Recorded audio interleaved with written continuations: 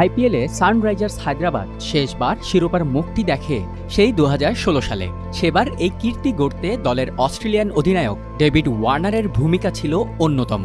9টি half সেঞ্চুরিতে তুলে নিয়েছিলেন আসরের দ্বিতীয় সর্বোচ্চ 848 রান।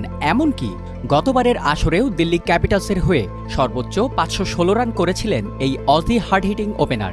সেই ওয়ার্নারই কিনা এবার মেগা নিলামে থেকে গেলেন অবিকৃত। 2 কোটি রুপি ভিত্তিমূল্য নিয়ে আসা মেগা নিলামে তাকে পেতে আগ্রহ দেখায়নি কোনো ফ্র্যাঞ্চাইজি। শুধু ওয়ার্নারই নয়, অবিকৃত তালিকায় আছেন আরও অনেক নামিদামি তারকা ক্রিকেটারও। দল পাননি বাংলাদেশের মুস্তাফিজুর রহমানও। গত আসরে চেন্নাইয়ের হয়ে 9 ম্যাচ খেলেই নিয়েছিলেন 14 উইকেট। কিন্তু এরপর জিম্বাবুয়ের বিপক্ষে সিরিজ খেলাতে তাকে দেশে ফিরিয়ে আনে বিসিবি। সেই মুস্তাফিজি এবার পেলেন না কোনো দল। 2 কোটি রুপি ভিত্তিমূল্য নিয়ে নিলামের নাম উঠলেও ছিলেন অবিকৃত। এবারের মেগা নিলামে অবিকৃত থেকে গেলেন নিউজিল্যান্ডের কেন উইলিয়ামসনও।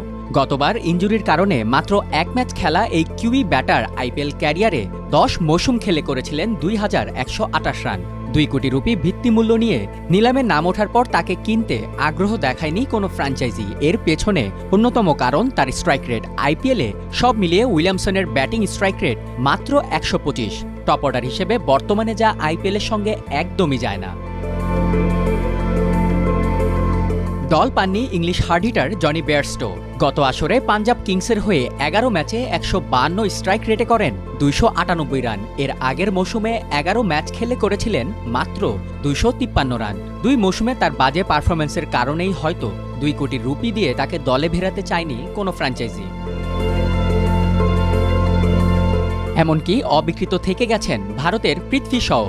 গতবারও দিল্লি ক্যাপিটালসের হয়ে 8 ম্যাচে প্রায় 164 স্ট্রাইক রেটে করেছিলেন 198 রান। কিন্তু রান কম করায় এবার ফ্র্যাঞ্চাইজিদের নজর কাড়তে ব্যর্থ হন শ।